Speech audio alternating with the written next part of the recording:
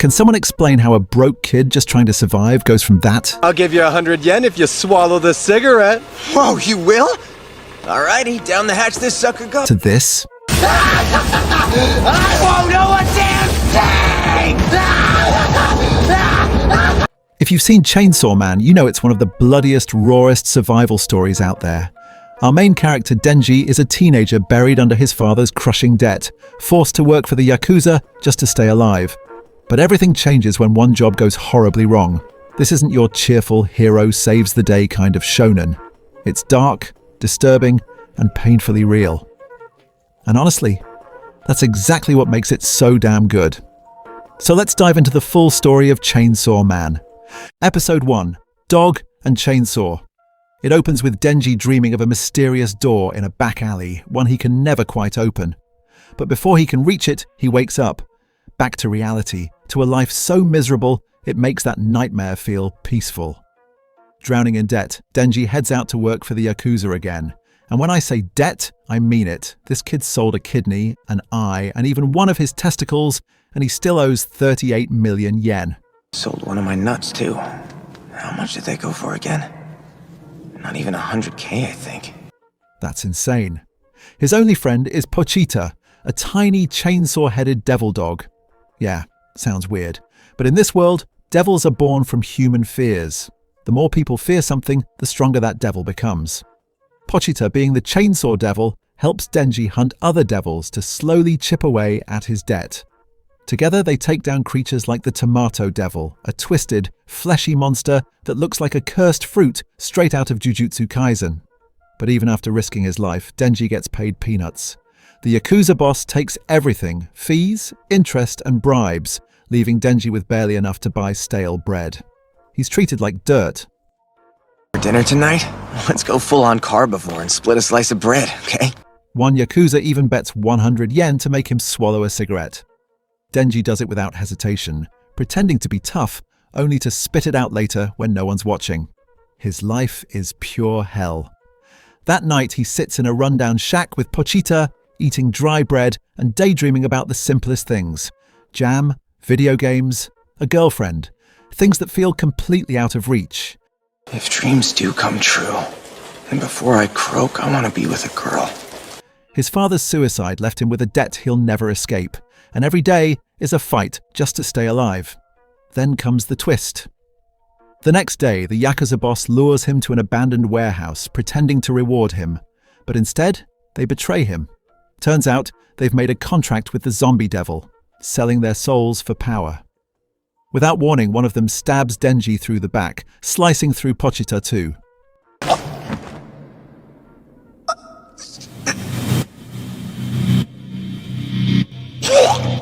They beat him, stab him, and leave his body in pieces, thrown out like trash.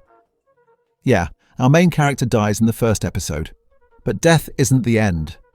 As Denji's blood drips into Pochita's mouth, the little devil remembers their time together, cutting wood, sharing bread, dreaming of a better life. Denji once told Pochita that if he ever died, he wanted the dog to take over his body and live his dream instead. But Pochita doesn't take, he gives. In one final act of love, he fuses with Denji, becoming his heart, giving him a second chance at life. Here's a new contract for you. This time you're getting my heart.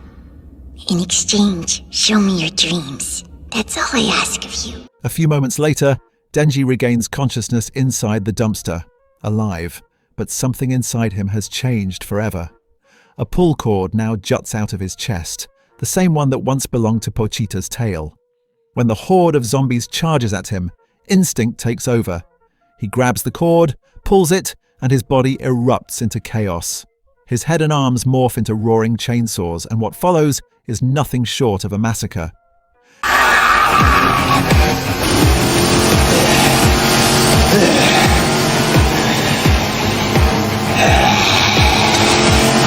Denji tears through the undead with ruthless fury, laughing maniacally as the blood sprays. The zombie devil tries to fight back, throwing its minions at him like cannon fodder, but Denji is unstoppable. He launches himself at the beast and rips it apart, shredding every last zombie that stands in his way. For the first time in his life, Denji is free. No debt, No masters, just a boy reborn in steel and blood. By dawn, the factory lies silent, soaked in crimson. That's when she appears. Makima, a public safety devil hunter. She spots Denji still standing amidst the carnage, a strange hybrid of human and devil. Instead of killing him, she offers something no one ever has.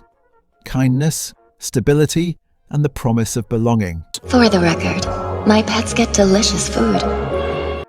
Starving and exhausted, Denji doesn't hesitate.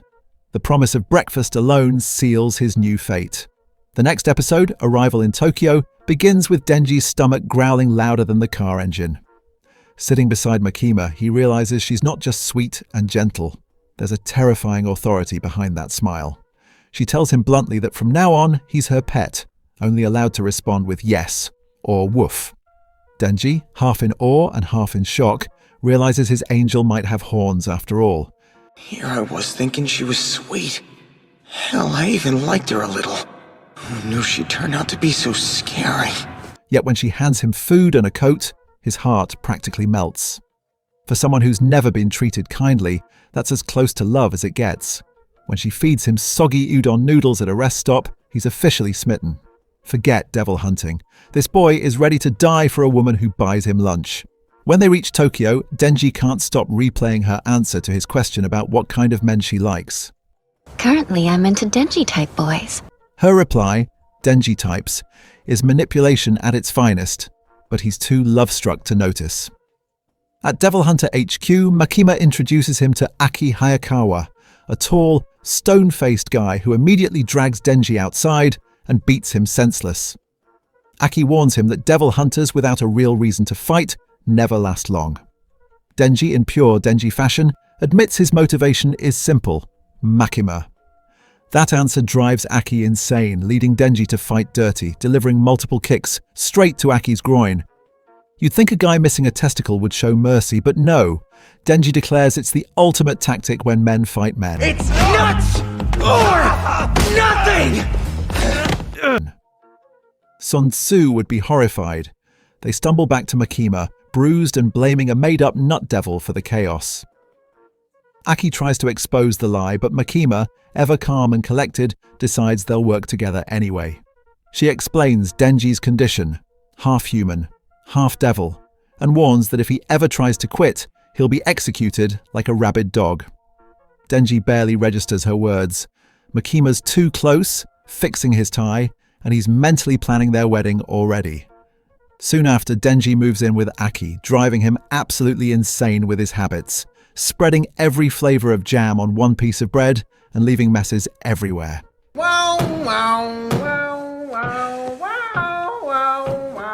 Finish it up in there! His first real mission arrives soon enough. Aki expects a bloodbath when they face a fiend, a corpse possessed by a devil, but Denji simply chops its head off with an axe. Why?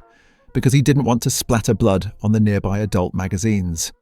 Aki thinks Denji's an idiot. Denji thinks Aki's uptight, and both are right.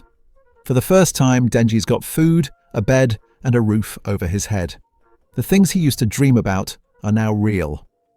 But still, something feels missing. Then it hits him, the one goal that truly defines his existence, his ultimate dream. The reason he lives, breathes, and chainsaws through life itself, to touch a girl's chest. The goal to give my life purpose is melons! As in the fruit? Idiot! At least try to pay attention. Makima, ever the puppeteer, decides to stir things up again. She assigns Denji a new partner, though partner might be too generous a word. Enter Power, a loud, chaotic fiend with horns, blood-based powers, and zero impulse control. She storms into the scene like a tornado in human form, laughing, shouting, and breaking things for fun. Denji isn't thrilled about teaming up with a fiend until he notices her chest. I guess it's fine. Great to meet ya! In an instant, his hesitation disappears and he's suddenly the most enthusiastic partner imaginable.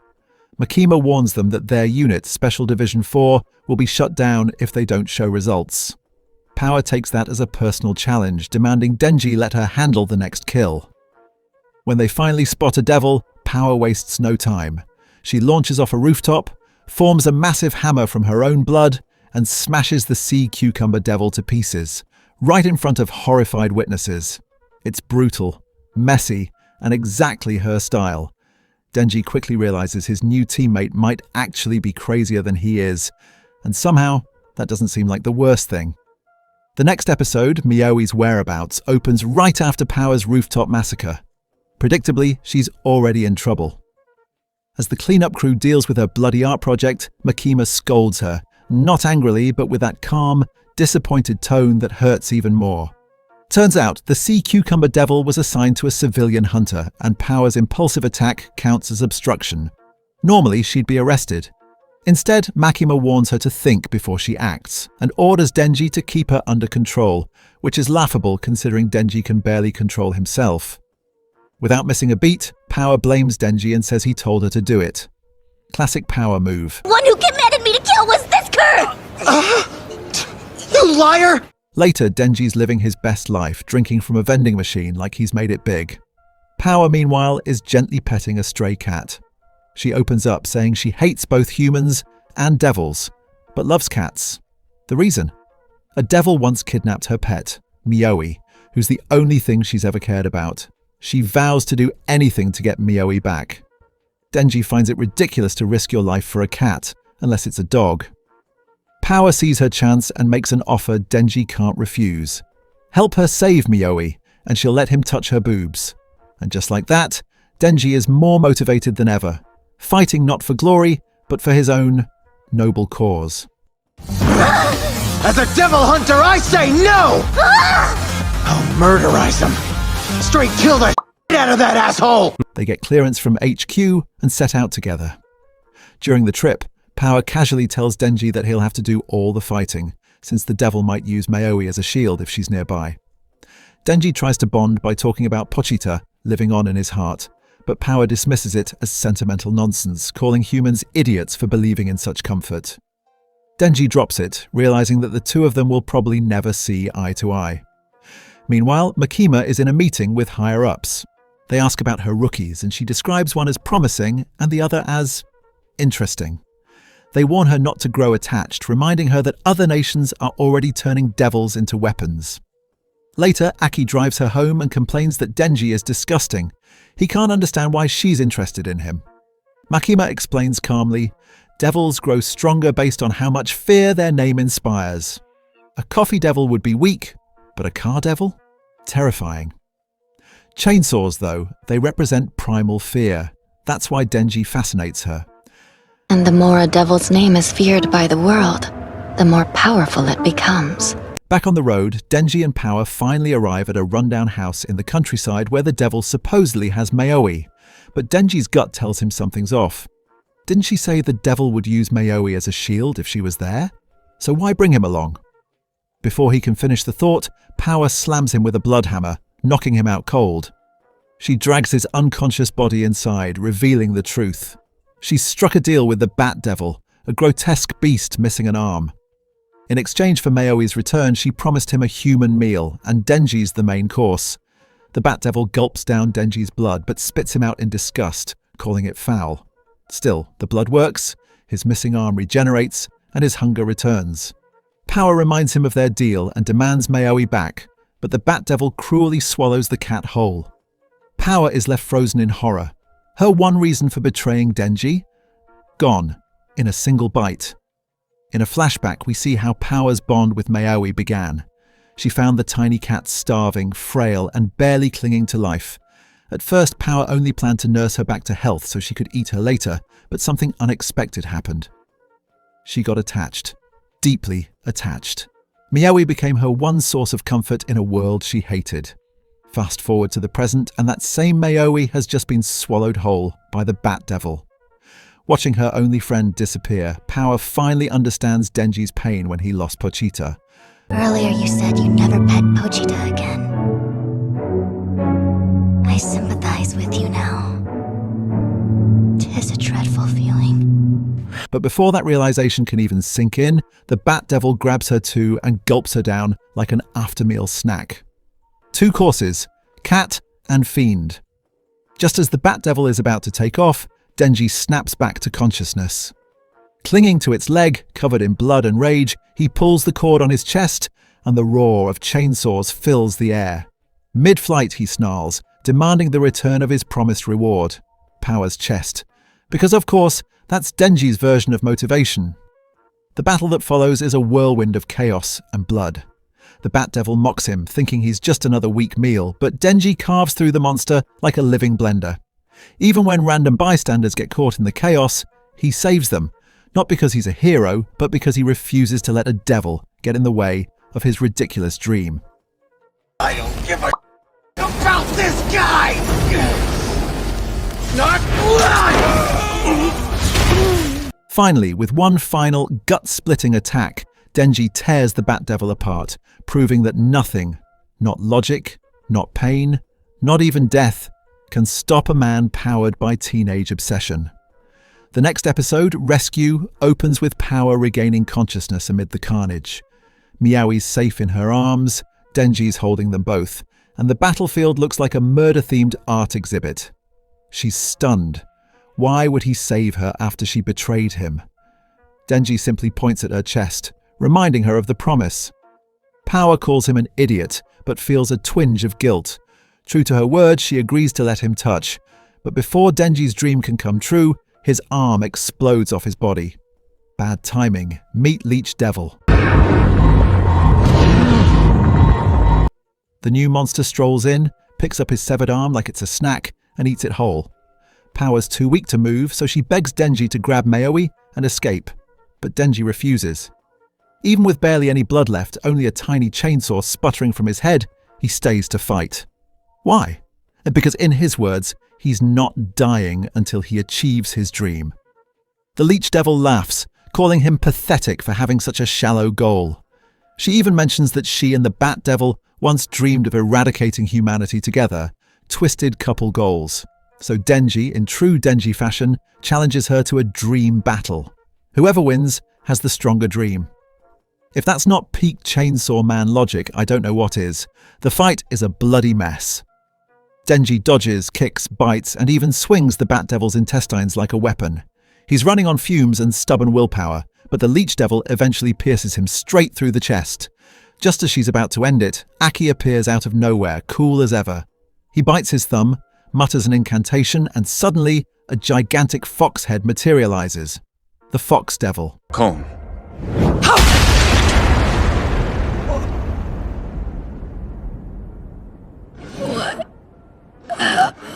She appears to be the Leech Devil. May I swallow? Do it. With one massive chomp, the Leech Devil's head is gone. Later, Denji wakes up in a hospital bed, arm reattached thanks to a blood transfusion. Aki explains how Devil Hunter contracts work. You sacrifice something to gain a devil's power. In his case, he gave the Fox Devil a bit of his skin. Denji doesn't care about any of that. He's too busy daydreaming about Power and her promise. Following the investigation, it's discovered that Denji and Power acted without authorization, and traces of Denji's blood were found outside the Bat Devil's hideout. Aki easily guesses that Power probably tried to kill him, but since no civilians died, he decides to cover for them, on one condition: Denji has to behave. Denji agrees instantly. Outside, Power's waiting for her punishment. Aki, though reluctant, decides to let her go free, recognizing that, as chaotic as she is, she's a powerful asset. Later that evening, Aki reports everything to Makima. She listens, calm and unreadable as ever, then smirks and comments that Aki seems softer these days. I can't help but notice you seem more flexible these days. Makes me wonder if Denji's influence is responsible. He denies it, of course, but we both know the truth. Denji's madness is starting to rub off on him. The next morning, Aki's life looks calm and ordinary, sipping coffee, doing chores, and prepping curry. Everything seems perfectly peaceful until Power literally blasts through his door like she owns the place. Moments later, Makima calls, oh so casually dropping the bomb. By the way, Power's moving in with you too. Have fun. And that's how Aki's peaceful life ends. Power turns out to be an absolute nightmare of a roommate. She trashes vegetables because she hates them, never flushes the toilet properly, and can't be bothered to bathe. When Denji and Aki call her out, she acts like they're the weird ones. Later, as Denji is stuck unclogging the very toilet she destroyed, Power decides it's time to repay him. With zero hesitation, she points at her chest and says he gets 3 squeezes. 1 for saving Maoi, 1 for killing the Bat Devil, and 1 for lying to protect her from Aki. She's an angel. Denji can practically hear angels singing. His ridiculous teenage dream is finally about to come true. The next episode, fittingly titled Gun Devil, opens with Denji finally achieving what he's been chasing all this time, only for it to feel off. Turns out Power had stuffed her bra with pads. She removes them and lets him try again, bragging about how amazing she must feel, while Denji just stands there, stunned. The thing he'd hyped up for so long turned out to be painfully disappointing. Back at Devil Hunter HQ, Makima immediately senses something's wrong. Denji confesses that he finally touched a woman's chest, but it wasn't as thrilling as he expected. He wonders if maybe life itself is one big scam, that the chase is more exciting than the goal. Makima gently takes his hand and explains that true intimacy only feels special when there's connection. She tells him to notice every tiny detail: the warmth of a hand, the curve of an ear, the shape of a finger. Remember this so that even if you lost your vision, you'd still recognize me, just from how hard I bite. And before Denji can even process her words, she places his hand on her chest. His brain short-circuits, and he collapses in total overload. When he comes to, Makima gives him a mission that changes everything. Defeat the Gun Devil. 13 years ago, that monster appeared in America and wiped out over 1 million people in just 5 minutes. Every devil hunter dreams of taking it down. And Makima makes Denji an irresistible offer. If he kills the Gun Devil, she'll grant him any wish he desires. Makima explains how it all began. When devils first emerged, humans panicked and started hoarding guns for protection. More guns meant more violence, and more fear made the Gun Devil even stronger. After a massive terrorist attack involving firearms, the Gun Devil appeared and unleashed hell. Aki's own family was among the countless lives it took, fueling his lifelong mission for revenge. In the aftermath, global fear of guns skyrocketed, empowering the devil even more. Governments banned guns and restricted media coverage on gun violence to weaken its influence. Makima then shows Denji fragments of the Gun Devil's flesh, bullets that burned off its body as it moved at insane speeds. Apparently it's so fast, bits of its body burn off when it moves. Any devil that consumes these fragments grows stronger, and over time, the pieces naturally gravitate back toward the Gun Devil itself. Meanwhile, Aki and the Special Division 4 manage to retrieve a new fragment from a defeated fish devil. Soon after, they're assigned a mission to investigate a devil suspected of eating another piece of the Gun Devil's flesh. Denji joins the squad, and upon reaching the site, a mysterious hotel, Aki confirms that their fragment is reacting magnetically to something inside. Denji jumps to the absurd conclusion that the Gun Devil might be right there in the hotel, but Aki quickly shoots him down. If that were true, the reaction would be far stronger. Before they even step through the door, tensions rise. Hirokazu, a strict and serious devil hunter, doesn't trust Denji or Power since they're part devil themselves. Aki, however, reassures him coldly. Don't worry, we'll just use them as bait anyway. If either tries to run or double-cross us, then they die on the spot. Boo, you're treating us like we're livestock. 'Cause you don't get human rights. Himeno, the chill, one-eyed devil hunter, lightens the tension by teasing her squad with a reward. Whoever kills the Gun Devil gets a kiss on the cheek. Denji brushes it off, saying he already has someone he wants to kiss. But when Himeno smirks and changes the deal to a full-on French kiss, Denji's motivation skyrockets past all human limits. He storms into the hotel like a lunatic on a mission, with Hirokazu scrambling after him, panicking because he's secretly crushing on Himeno too. There's no way he's letting Denji steal her lips that easily. Power and Kobeni, their jittery teammate, jump into the chaos, and the squad quickly turns into a dysfunctional comedy troupe. Inside the hotel, they stumble upon a bizarre devil, a floating head stitched together with random limbs. It lunges at Kobeni but freezes mid-air just long enough for Power to slice it into sushi. Power immediately boasts that the creature froze out of fear of her raw power, but Himeno clears things up. Gave up my eye for the hand of a ghost. Spooky powers at my command. It was actually her doing. Her contract with the ghost devil lets her control its invisible hand, though it cost her her right eye. Unfortunately, the monster wasn't their target, so the group presses on. When they move up a floor, Hirokazu spots something off, a blood splatter identical to one they passed earlier. Checking the floor signs, he realizes the truth. They're stuck. No matter which way they go, they're trapped on the 8th floor. When he tries to go downstairs, he ends up coming back from upstairs. A full-on devil-made nightmare loop. The next episode, fittingly titled Kill Denji, turns the situation from weird to hopeless. Aki checks a window, and instead of the outside world, he sees another hallway. Every exit, stairs, elevators, even ceilings, leads them right back to the same cursed floor. Denji blames Power for killing the earlier devil. Power fires back that it was his idea, and Aki shuts both down, reminding them dead devils can't trap people. Kobeni loses it completely, crying that they're all doomed and confessing how she never wanted to be a devil hunter to begin with. My older brother's the gifted one, so his education is all that matters to my parents, which is why they made me get a job. It was either become a devil hunter or a sex worker. Power laughs at her misery, obviously. Aki notices every clock frozen at 8:18. Time has stopped. They're alone and no help is coming. Denji, ever the genius, takes the opportunity to nap. Things get worse when Aki discovers the devil they thought was dead is still alive and growing. The hallway is now a grotesque maze of flesh and eyes. The Eternity Devil has awakened. It offers the hunters a deal. Hand over Denji, and it'll let everyone else go. Kobeni immediately tries to stab Denji, forcing Aki and Himeno to restrain her. Himeno summons the Ghost Devil's hand to attack, but the monster regenerates effortlessly, revealing that its heart isn't even here. They're trapped inside its body.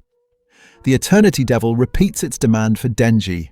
Kobeni and Hirokazu consider agreeing, but Aki refuses, realizing the devil's obsession with Denji means he's special.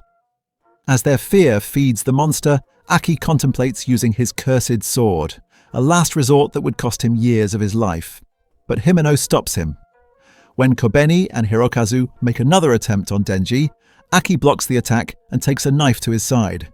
He insists Denji has to live. He can't defeat the gun devil alone. If the price for that is some of my own life, I'll pay it. The point is, I'm not letting Denji die here. Denji, annoyed that Aki risked his life for him, snaps. If the Eternity Devil wants him so badly, fine. He's going to give it the fight of its miserable life. He pulls his chainsaw cord and dives straight into the devil's endless body, ready to slice his way through infinity. The next episode, Taste of a Kiss, opens with Denji going berserk, shredding the Eternity Devil from the inside out. The monster laughs, taunting that its heart isn't there, but Denji's not stopping.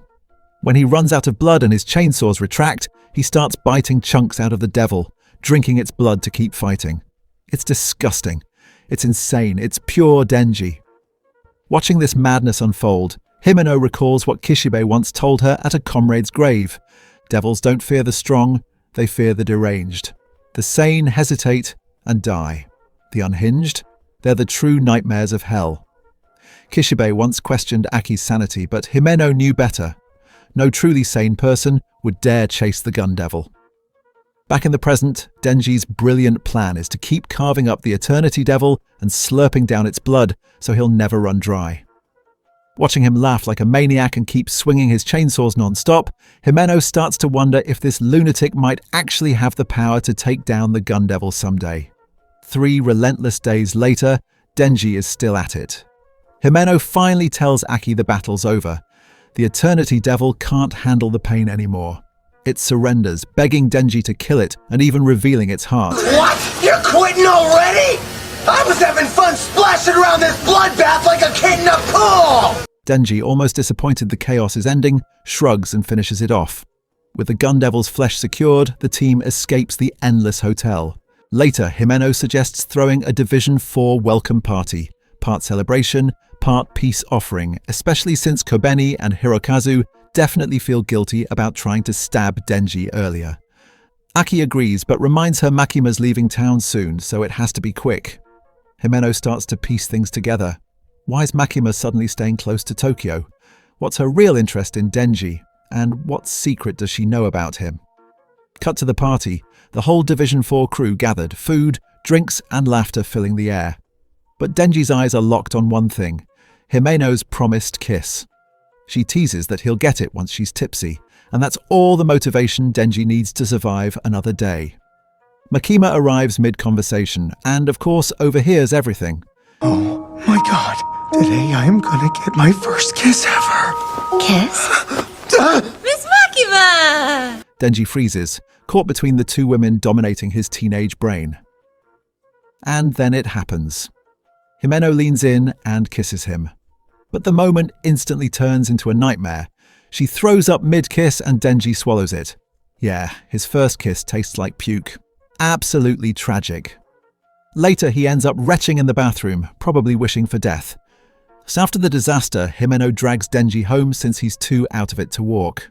He wakes up later that night, thirsty and disoriented. Himeno, half drunk and playful, gives him a sip of beer mouth to mouth and teases him about being in her room.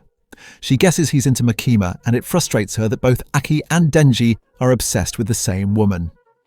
In her tipsy haze, she flops down next to him and suggests they, take things further. Wanna do it? And after that kiss, this could only go one of two ways. Awkward or worse. Next episode, Gunfire picks up right there. Himeno flirts and half-jokingly offers to sleep with him. Denji hesitates. His firsts were supposed to be with Makima, but his first kiss already turned into a vomit nightmare with Himeno. He's just about to give in when something small falls from his pocket. A Chupa Chups lollipop. It takes him back to earlier when Makima comforted him after the kiss fiasco and gave him that very candy. She told him life is full of first tastes. Some bitter, some sweet. The bad ones might stick, but so will the good ones. You just had your first indirect kiss, and it tastes like cola-flavored Chupa Chups. Staring at the lollipop, Denji makes his choice. He wants his first time to be with Makima, not Himeno. Before anything can happen, Himeno passes out cold, leaving Denji lying on the floor beside her, candy in hand. The next morning over breakfast, Himeno admits she barely remembers the night. Denji tells her straight up that he's saving himself for Makima. She laughs, relieved things didn't go too far, and proposes a deal. If Denji helps her get closer to Aki, she'll help him win Makima. The two shake hands, sealing their strange little alliance. Then the tone shifts. Makima is seen on a train to Kyoto. The carriage enters a tunnel, and suddenly the passengers around her draw guns and open fire. Within seconds, Makima and her assistant are shot dead.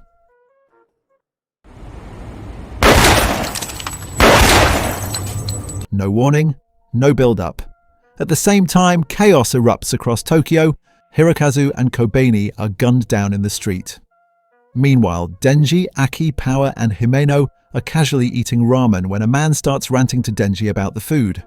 Denji, who's survived off mouldy bread and rat meat, doesn't get what the fuss is about. The man then pulls out a photo. It's his grandfather, the Yakuza boss from episode 1. Turns out this guy's the grandson and he's got direct orders from the gun devil. Bring back Denji's heart. Before anyone can react, he pulls the trigger. Denji's shot in the head. Power retaliates. Aki summons the fox devil and the man gets devoured. But then, the fox devil recoils in terror. Whatever it just swallowed is not human.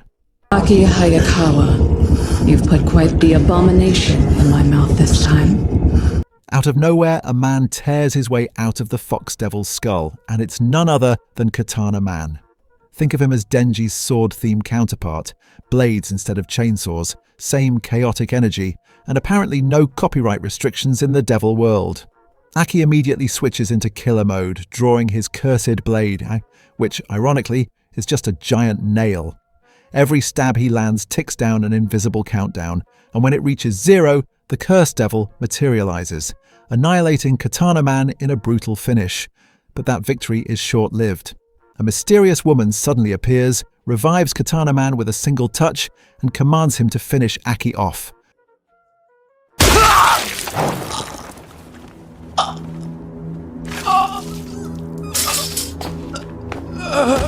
One slash. and Aki collapses. Panicked, Himeno screams, "No, not him too!" Power refuses to help, overwhelmed by Katana Man's insane speed. With no other choice, Himeno makes the ultimate sacrifice. She offers her entire body to the Ghost Devil. The massive spirit emerges and clashes fiercely with Katana Man. For a fleeting moment, it seems like Himeno's gamble might actually pay off. As her body fades away piece by piece, she thinks about Aki. How even after everything, he still cries for his fallen comrades. She hopes he'll cry for her too. Just when victory feels close, the mystery woman summons the Snake Devil, which instantly decapitates and devours the Ghost Devil in one horrifying move. When Aki turns, all that's left of Himeno are her clothes and her eye patch. Division 4 has been utterly obliterated. The ambush is brutal, and it's only the beginning. The next episode, fittingly titled From Kyoto, opens with Katana Man noting Power's escape during the chaos. The mysterious woman, now revealed as Akane, reminds him that their real mission is to capture the Chainsaw Devil's heart. But Himeno's Ghost Devil isn't completely gone. A severed hand crawls across the floor and tugs Denji's cord, reigniting his engine. One glance at Katana Man and Akane, and Denji knows exactly who the villains are. Love me some baddies. Can't get enough. You know why that is? No one gives a when I carve them up. Without hesitation, he charges straight in. The battle explodes. Chainsaws clash against katanas, tearing through walls, floors, and ceilings like tissue paper. It's a blood-soaked spectacle of chaos. Realizing things aren't going as planned, Akane calls for backup. But Denji slaughters the reinforcements before they even get close. One manages to shoot him, and in desperation, Denji grabs the guy as a shield, only for Katana Man to slice through both of them, splitting Denji clean in half.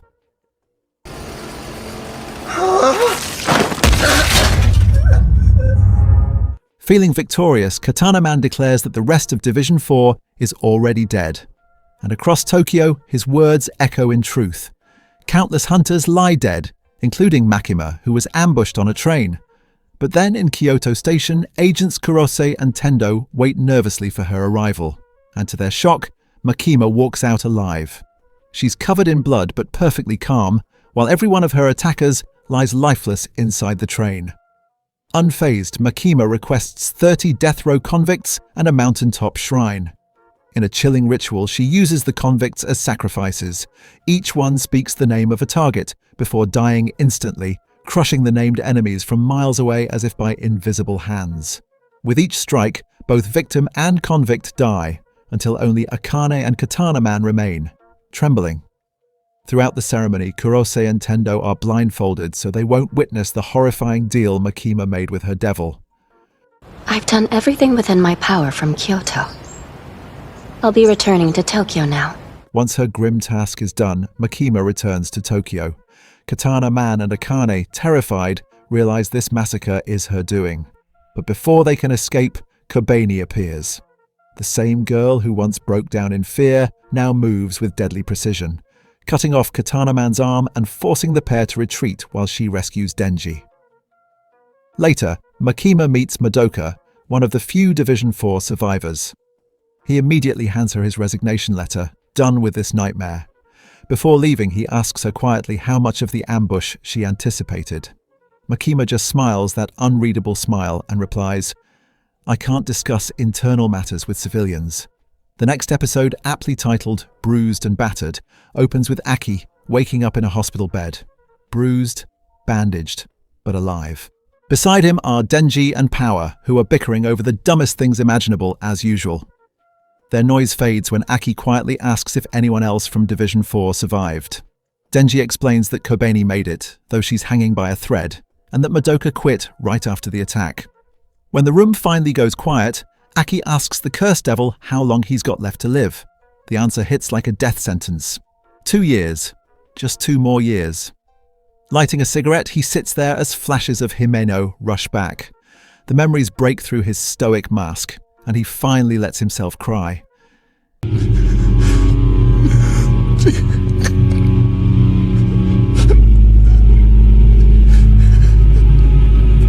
In that moment, Himeno's wish for Aki to mourn her when she's gone comes true. Later, Denji returns, having forgotten his manga, and accidentally catches Aki crying. He understands it. Aki has lost more people than he can count. But it sparks something strange in Denji's mind. Why can't he cry for Himeno? He remembers weeping when Pochita died, and Himeno was the first to ever show him friendship. Yet, he feels nothing. He wonders if he'd care if Power died, or even Aki. Probably not. Maybe Makima? Maybe he'd be sad for a few days, but he'd move on. Denji starts to question whether he even has a human heart anymore. But being Denji, he quickly decides thinking about it too much sucks, and drops the thought altogether. Meanwhile, two new faces, Michiko and Yutaro, visit Aki. They're trainers sent by Makima, more like career counselors for devil hunters. Don't you think it's a good time to hang up the suit and call it quits? Someone else from Squad 4 thought as much and already went private. They explain that Aki's body is running on borrowed time. The Fox Devil won't answer him, the Cursed Devil's eating away his life, and if he wants to keep fighting, he needs a new contract. Something far stronger, but at a brutal cost. If he wants to quit, they won't stop him. But Aki refuses. The Gun Devil, his family's killer, is still out there. Elsewhere, Denji and Power meet Makima at a quiet cemetery. She explains the attacks were targeting Denji specifically, but she's too busy to train them herself. Instead, she hands them over to Kishibe, Himeno's old mentor. Before even telling them who he is, Kishibe tests them with 3 questions. How do they feel about their teammates' deaths? It's whatever. I thought, oh, they're all dead now. Do they want revenge? Which side are they on, human or devil? Denji admits he sides with whoever feeds and shelters him, while Power says she'll join the winning side. Kishibe grins. To him, that's the perfect kind of crazy for survival. Then the training starts, and it's nothing short of a slaughter. Kishibe introduces himself as Division 1's strongest hunter, a man who loves booze, women, and killing devils. He hugs them, and immediately snaps their necks. He stabs Denji, slits Power's throat, and kills them over and over again. All in the name of training. By nightfall, Denji's reduced to grunting like a caveman, his brain completely fried. Has your feeble brain broken again? Heal! The next day, Denji and Power come up with a brilliant plan. Use strategy. They even wear glasses to look smarter. They set traps, launch blood spears, and ambush Kishibe from all sides. It's surprisingly clever until Kishibe effortlessly dodges everything, dismantles their setup, and sends Denji flying across the room. Still, he admits this was their best attempt so far. Progress. Meanwhile, Aki's path leads him deeper into the underbelly of devil contracts. Michiko and Yutaro escort him to a high-security facility, a prison for captured devils. There, they stop at Cell 108, home of the future devil. 2 people have already made contracts with it. One lost half their lifespan, the other gave up their eyes, taste, and smell. The price is always steep. Without hesitation, Aki steps inside, ready to wager what's left of his life for revenge. The next episode, Mission Start, picks up right there. Aki steps into the cell and is greeted by the most eccentric creature imaginable. The future rules! The future rules! The future rules! The future devil chants, "The future rules," like it's at a concert, trying to get Aki to join in. Aki, stone-faced as ever, ignores the nonsense and demands to know the cost of the contract. Instead, the devil insists on taking a peek at his future first and tells Aki to stick his head into the hole in its gut. It's weird, it's creepy, but Aki does it.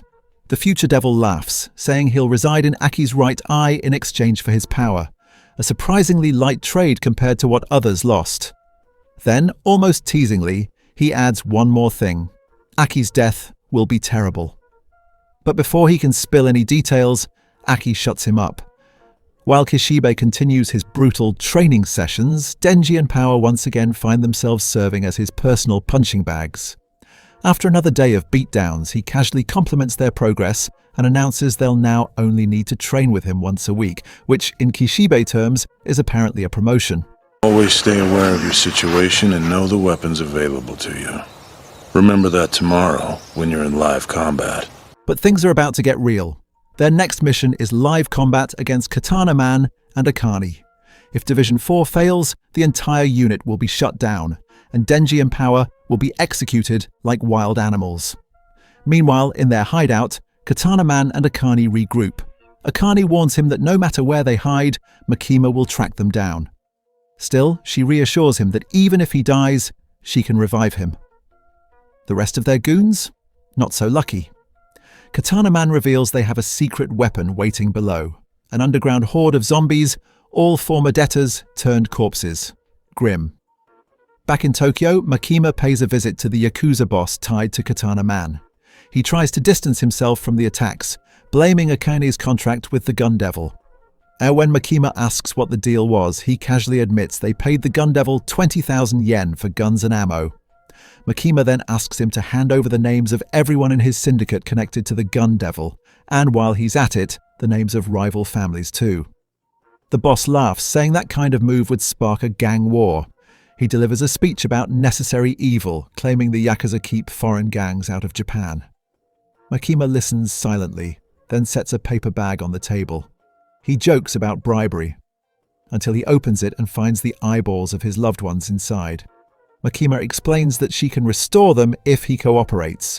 When one of his men lunges at her, she simply glances his way, making his nose burst in a spray of blood before he collapses. Calmly, she says, Japan doesn't need a necessary evil like them.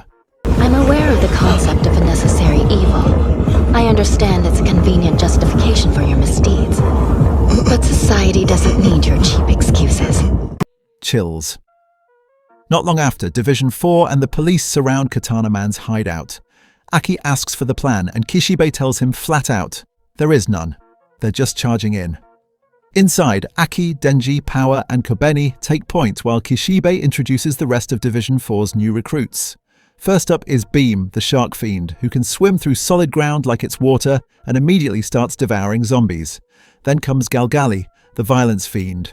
Intimidating in appearance but unexpectedly polite. He's so strong he has to wear a mask that constantly releases poison gas, which must never be removed. Next is Princey, the spider devil, who disguises herself as human until she unfolds into a monstrous spider and rips through enemies with ease. Finally, there's the angel devil, calm, collected, and deadly. He doesn't hate humans, but one touch from him will drain years off your life. Aki takes charge, ordering Denji, Power, and Kobeni to leave the zombie cleanup to the fiends and head straight for Katana Man and Akane. On the 4th floor, he encounters armed thugs and quickly evades their bullets, though they all collapse mid-fight, blood streaming from their noses. Makima's handiwork, clearly.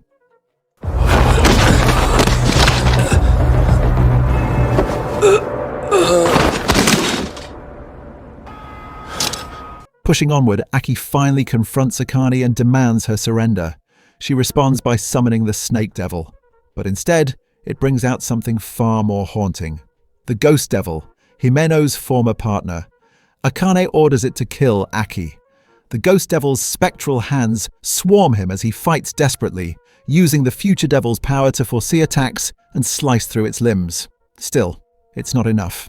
Being attacked by the very devil that once fought beside Himeno hits deep. Keep squeezing till he's dead. Eventually, the Ghost Devil seizes him by the throat, and Akane gives a cold command: choke him to death. The final episode, titled Katana vs. Chainsaw, begins with Aki caught in the Ghost Devil's crushing grip. As he gasps for air, his mind drifts back to a quiet moment with Himeno. The two share a meal, and she teasingly offers him a cigarette. Aki finally accepts, but reminds her she's corrupting a minor. Shocked, Himeno snatches it back, laughing that she'll save it for when he's older, and truly needs it. In the present, something shifts. The Ghost Devil halts its attack and stretches out a hand, holding that same cigarette. Etched on it are two simple words: easy revenge. Aki takes it.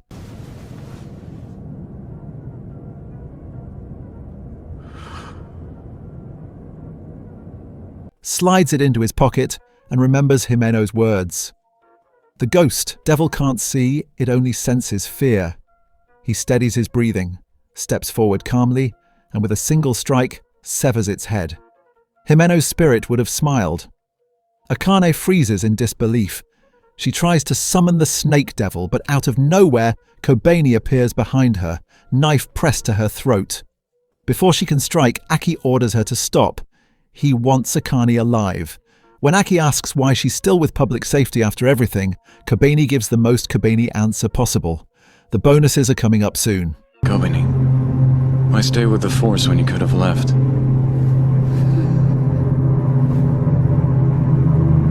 Because our bonuses are right around the corner. Risking death for a paycheck. Classic Kobeni. Meanwhile, Denji rides an elevator to the 13th floor and steps out to find Katana Man waiting with 2 goons. Katana Man starts off polite, reminding Denji that he killed his grandfather and their men. Denji shrugs. They were zombies, he says flatly. Katana Man argues they were still human once, demanding to know if Denji feels guilt. He doesn't. Katana Man accuses him of losing his humanity. Then all civility vanishes as the two crash through windows and race across rooftops like maniacs.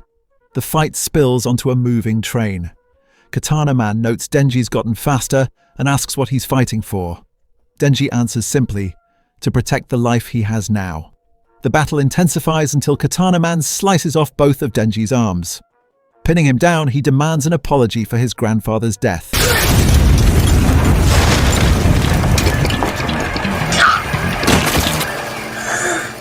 Denji, bloodied but defiant, smirks. He's still got a chainsaw on his head. While Katana Man prepares to finish him, Denji reveals his hidden trump card, chainsaws on his legs. One brutal kick later, Katana Man is split clean in half. When he regains consciousness, Katana Man finds himself tied up beside the train tracks. Denji and Aki stand over him. Denji reminds him he'll rot in prison for life, but that doesn't feel like justice. Himeno's gone and this guy still breathes. So Denji suggests a better punishment. A nut-kicking contest. Figured since he shot Himeno, we should get to take shots at him. It's only fair, yeah? He and Aki will take turns kicking Katana Man in the balls, and whoever makes him scream louder wins. Aki hesitates until he sees the cigarette with Himeno's words. He pockets it, smirks, and asks what the prize is. Denji grins. His balls. What do I get if I'm the winner? I thought his family jewels would make for a nice prize. Katana Man begs for mercy, but it's too late. The two go at it, calling it their requiem for Himeno. Painful, stupid, but undeniably fitting. Later, Makima briefs her superiors. The terrorist attack was orchestrated by Akane, a former civilian devil hunter who struck a deal with the gun devil. She supplied guns to the Yakuza in exchange for Chainsaw Man's heart. Before anyone could interrogate her, the snake devil devoured her, likely a built-in safety clause in her contract. Public Safety recovers 1.4 kilograms of gun devil flesh, which, combined with their previous stockpile, starts to pull toward the real thing. Elsewhere, Denji dreams again. The same alley, the same locked door. Behind it, he hears Pochita's voice. As always, he reaches for the handle, and as always, Pochita warns him not to open it. The dream fades, leaving only unease. In the final tease, a woman with purple hair walks toward a cafe, wondering aloud if Denji's the type to be a country mouse or a city mouse. If you had to choose between the country mouse and the city mouse, which would you rather be? And just like that, the screen cuts to black. That's the end of the season. For now. The story's far from over. The Gun Devil, the ultimate enemy, hasn't even appeared yet. When Season 2 drops, you can bet it's going to get insane. Denji's holding on to what's left of his humanity. For now. But tell me, am I the only one who finds Makima suspicious? She literally came back from death like it was nothing. Magic, manipulation, something darker.